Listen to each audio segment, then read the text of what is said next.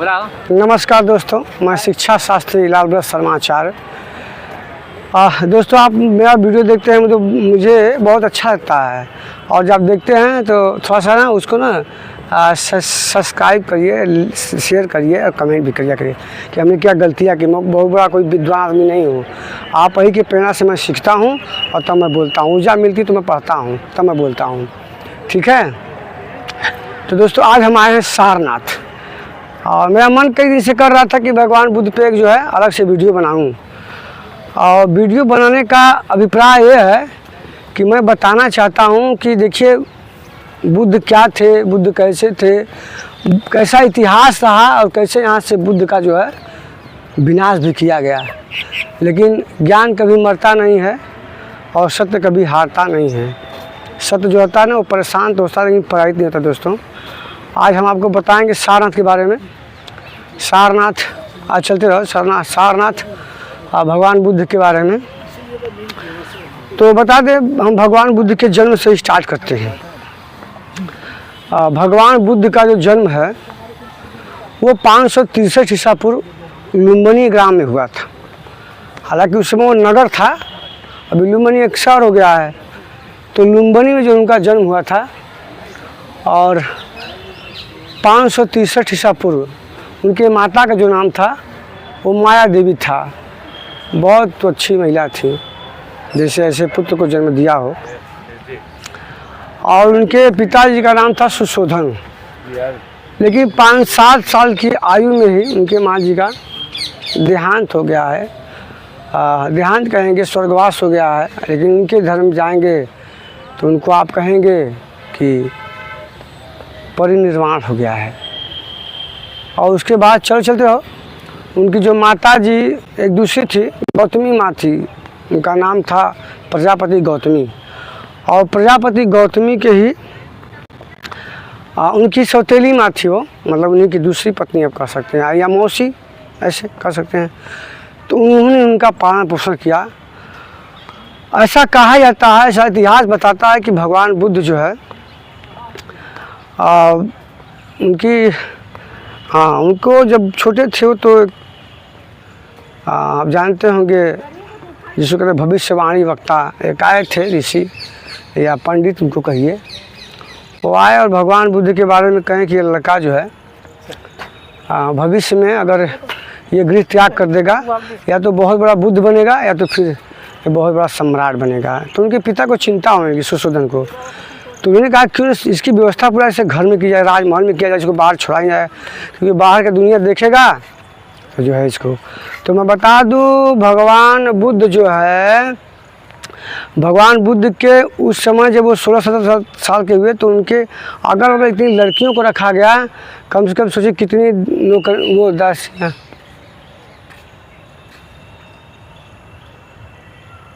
क्या कहता है कि ताकि उनका मन जो है, मन उनका भटके ना। मैं बोलता रहूँगा, तुम करते रहो। मन उनका भटक जाए, इसमें रहे, इस माया जाल में वो पड़े रहें। लेकिन धीरे धीरे उनकी अवस्था, उनकी शादी हो गई, और बहुत कम उम्र में 18-19 साल में उनकी शादियाँ हो गई। उनकी जो पत्नी आई, यशोधरा नाम था उनका, उनकी पत्नी का। ये देखिए दोस्तों, यहाँ इसका सिंदूर, ये देखिए अशोक पिलर है। ये अशोक के समय का इसका नवीनीकरण किया गया है। ये स्तंभ हैं उस समय के।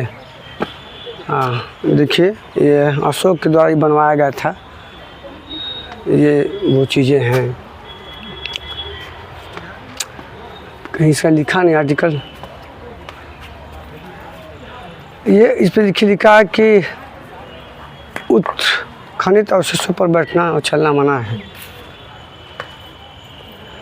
ये भगवान बुद्ध के समय का है, बुद्ध के बाद का है। ये अशोक ने बनवाया था ताकि इतिहास जिंदा रहे। आओ इधर, आओ आगे चलो, आओ इधर चलते हैं।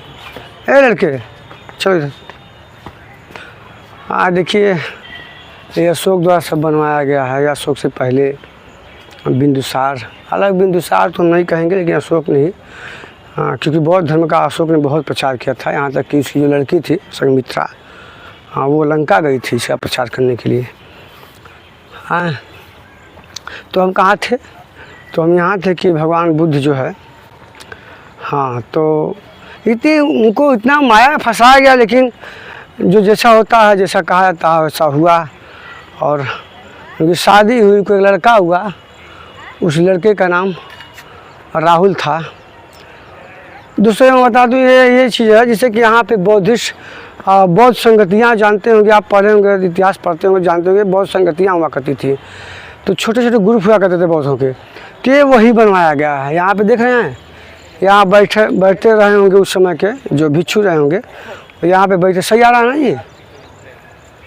तो यहाँ पे बैठते थे, यहाँ पे बैठते थे। और यहाँ जो आप ये ऊंचा ऊंचा आप देख रहे हैं ना, वहाँ पे बैठ के जो बौद्धिस्ट होते थे, चलो दिखाओ, जिससे है ना इसे दिखाओ।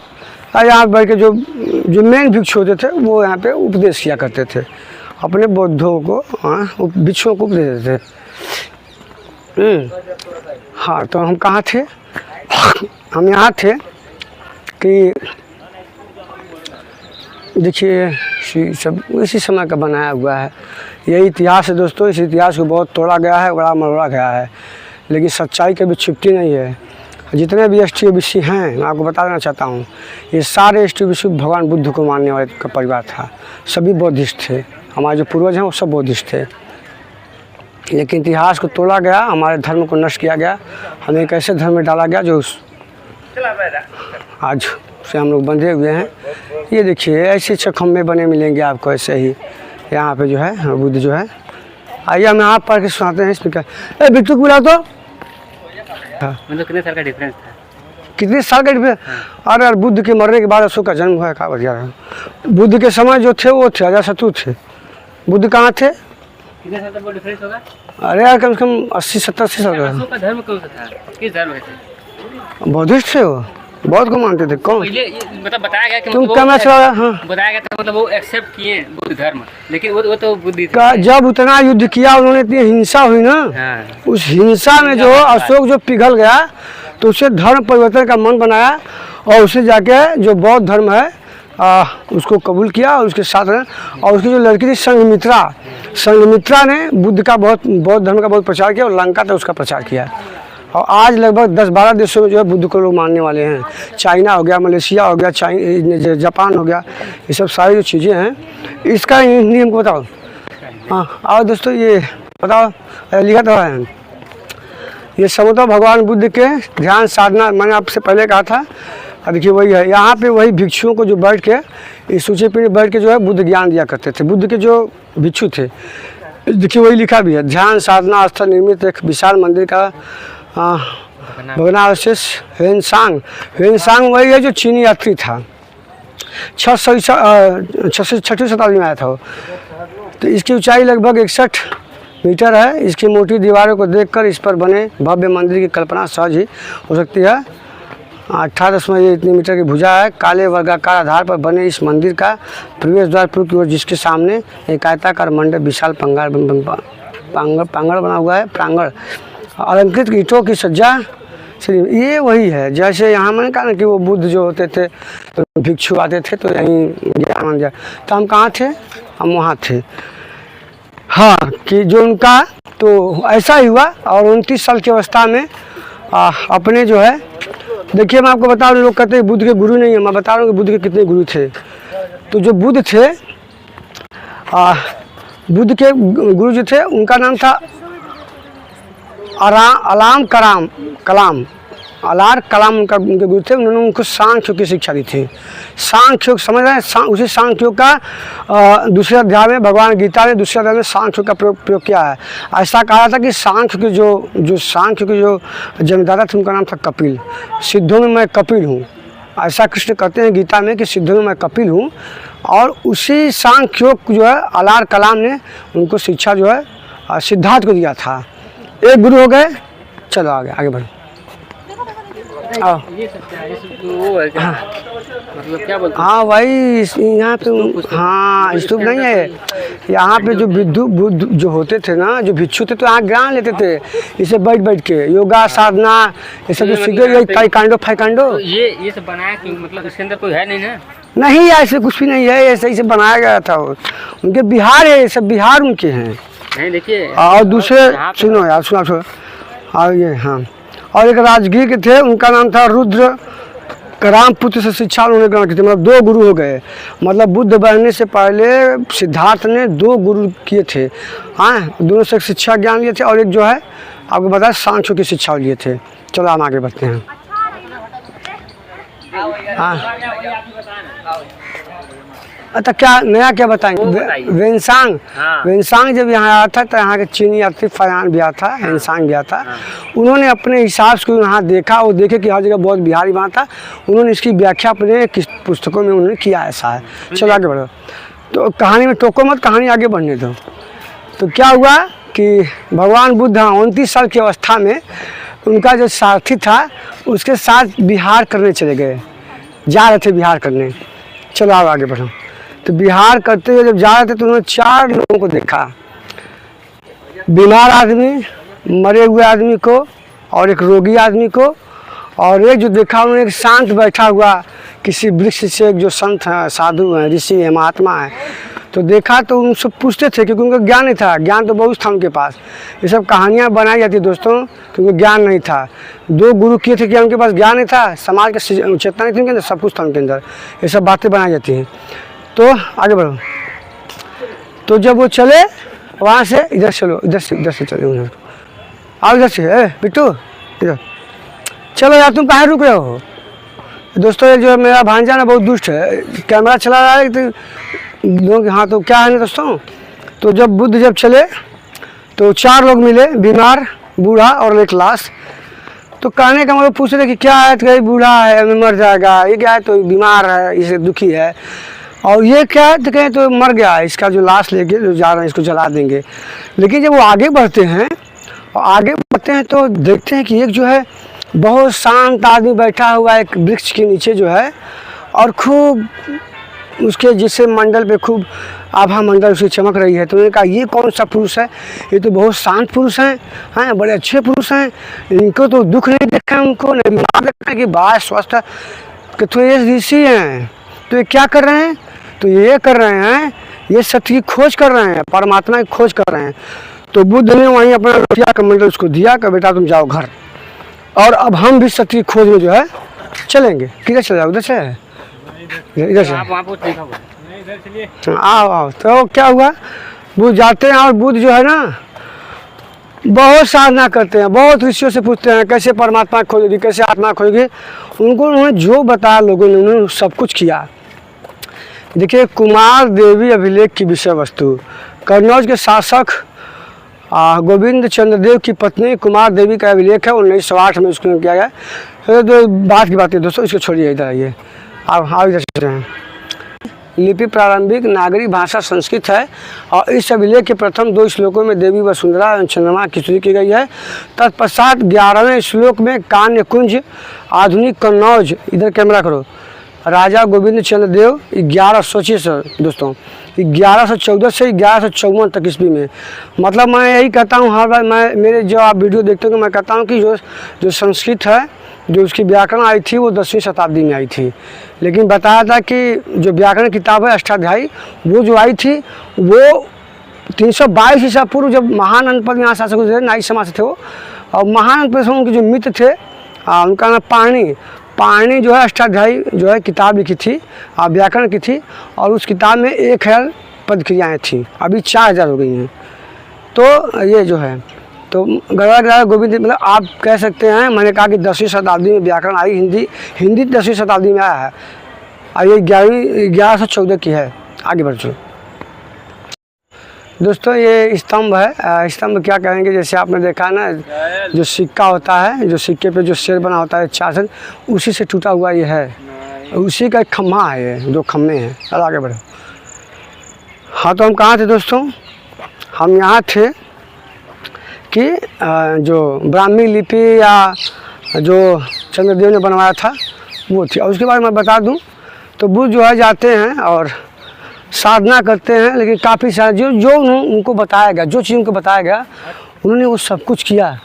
कहा रे तो क्या हुआ दोस्तों ना कि जो है बुद्ध जो है वो जाते हैं और उनको जो जो जो बताया गया, जो कहते थे कि तुम एक तो चावल खाओ तो तुमको बुद्धत्व प्राप्त होगा, तुमको आत्मा का दर्शन होगा। तो क्या हुआ कि ऐसा करते थे, ऐसी बात नहीं। उस जो कि देखिए, आप जिसकी इच्छा करेंगे ना, आप उससे अगर प्रयत्नशील हैं तो आदमी जो कहता हो करता। नहीं जानता था क्या करते थे बेचारू, करते थे। लास्ट उनका शरीर इतना पतला हो गया कि थक हार के हड्डी उनका जो शरीर है बस हड्डी उसमें जो है बचा था, मांस सब गायब हो गए थे। तो जाके जो है वो एक तो जो है पीपल के वृक्ष के सामने जो है जाके वो बैठे, और एक जो महिला थी वो बीमार थी। एक महिला उनके पास आती है और उसके हाथों में खीर होता है, तो कहती है कि हे बुद्ध, क्या आप ये मेरा खीर खा सकते हैं, क्या मेरा भोजन खा सकते हैं? आपको भूख लग रहा है? तो मैं सत्य की तलाश कर रहा हूँ, मैं खाना नहीं खा रहा। आप सत्य की तलाश तभी करेंगे जब आपका शरीर रहेगा। शरीर ही नहीं रहेगा तो आप क्या सत्य की तलाश करेंगे? हाँ, कैसे आप बुद्ध बनेंगे? हाँ, भोजन जब शरीर स्वस्थ रहेगा तभी तो साधना करेंगे आप। ऐसा कालिदास भी कहते हैं कि शरीर स्वस्थम खलु साधनम। कालिदास कहते हैं जब शरीर स्वस्थ रहेगा तभी आप साधना करेंगे, आप ऐसे साधना नहीं कर सकते हैं। उसमें ऊर्जा खत्म होती है उसको खोजने में, परमात्मा को। तो ठीक है, उस सुजाता नाम की जो ग्वालिन थी, उसके हाथ से जो है बुद्ध ने उस खीर को खाया और फिर साधना लगी। और फिर वहीं 6 वर्ष की कठिन तपस्या के बाद, आप तब कहिए साधना के साथ कुछ नहीं है। वो साधना योग करते थे, वो ध्यान करते थे बस। ये तपस्या जो हमारे ऋषि बताते हैं, तपस्या 10 वर्ष की तपस्या कर कितनी किसी की आयु होती है। तो वो साधना करते थे, ध्यान करते थे, योग करते थे और उनको बुद्ध तो प्राप्त हुआ। चलो भैया, तो बुद्ध जब उनको प्राप्त हुआ, उनके जब वो गए थे ज्ञान प्राप्त करें, तो उनके साथ 5 जो उनको साधक मिले थे। उन साधकों का मैं नाम आपको बता देना चाहता हूँ। वो कौन कौन से 5 साधक थे। एक का नाम था कौंडिल्य, इधर करो।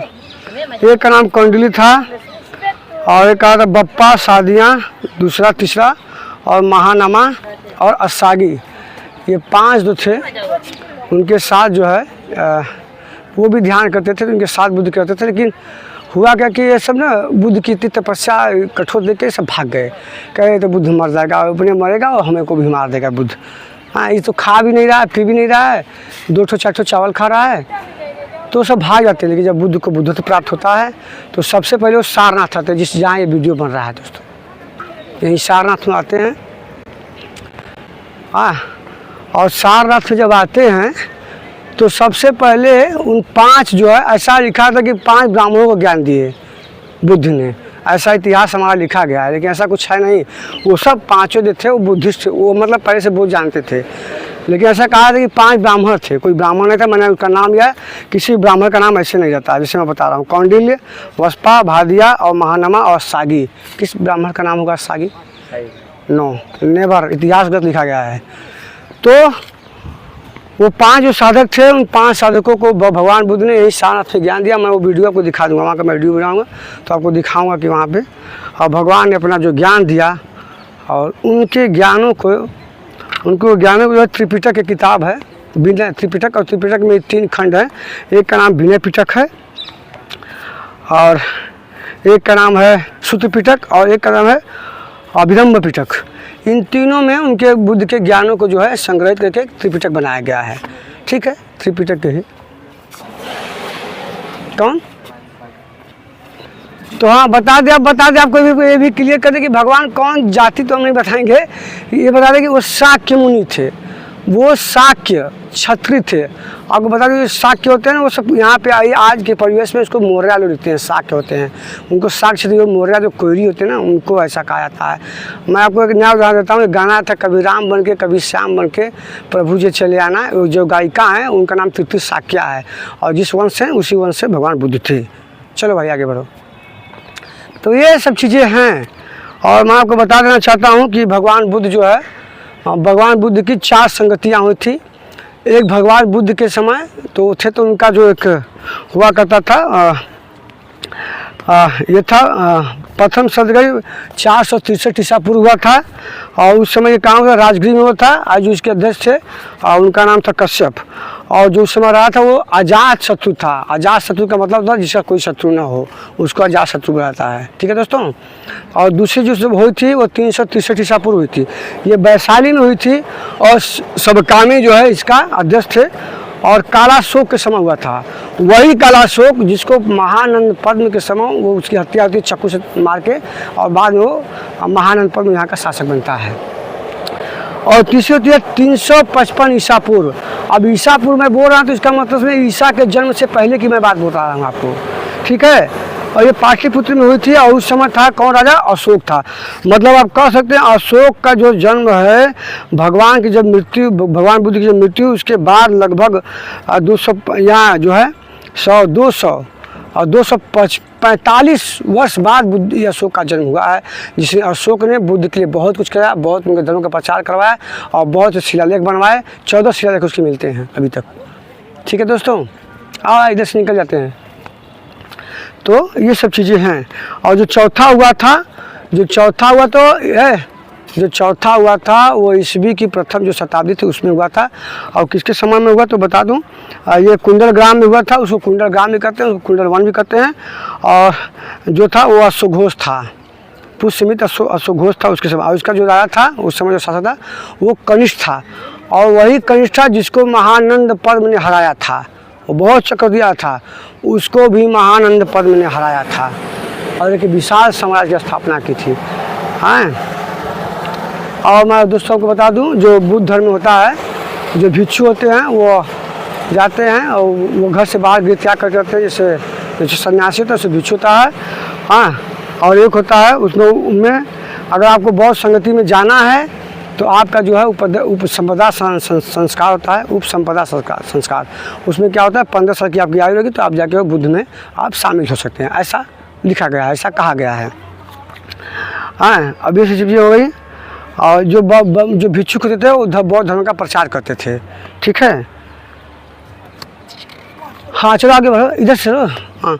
और एक मैं बता दूं, जो निर्वाण की जो बात बता रहा हूँ, निर्वाण क्या होता है तो निर्वाण होता है जैसे तृष्णा का मर जाना ही, मतलब तृष्णा का विलोपन हो जाना ही निर्वाण है। जैसे इसी बात को कबीरदास कहते हैं कि इच्छा काया इच्छा माया इच्छा जब उपजाया, और जो नर इच्छा योगी ताका पार न पाया। ऐसा कबीर कहते हैं कि जो इच्छा को ही तृष्णा कहता है, जो लालसा के अंदर है उसका लुप्त हो जाना ही तृष्णा है, उसी को निर्वाण कहते हैं। और हमारे यहाँ उसको मोक्ष कहते हैं। हिंदू धर्म मोक्ष कहते हैं और बौद्ध धर्म उसको तृष्णा का मर जाना ही निर्वाण कहते हैं। ये अनंत इच्छाएं का लोप हो जाना ही तृष्णा होता है दोस्तों। और हमारे में उसको क्या कहते हैं कि इच्छाएं अनंत हैं। चलो आगे बढ़ो।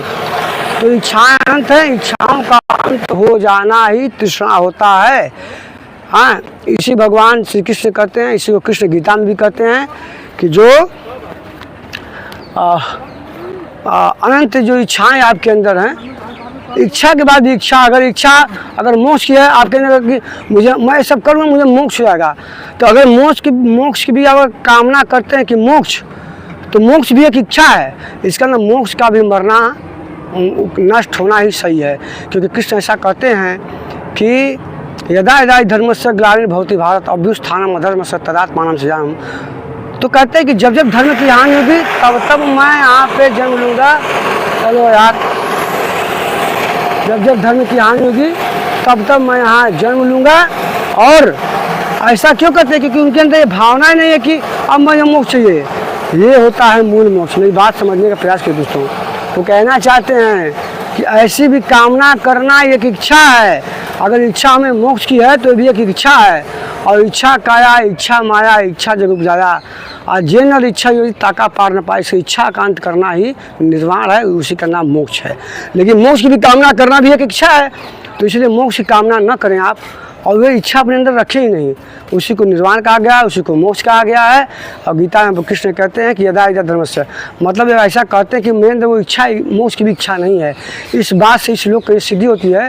वो ऐसा कहना चाहते हैं कि मैं बार बार जन्म लेना चाहता हूँ और लोक कल्याण करना चाहता हूँ। मैं धर्म जो संतों को और ऋषियों को जो सताता है उसको परेशान करता हूँ, उसको जो है। धन्यवाद दोस्तों, बहुत जानकारी हो गई। अब बच्चा बोर हो गया है। नमस्कार, वीडियो बंद कर दो।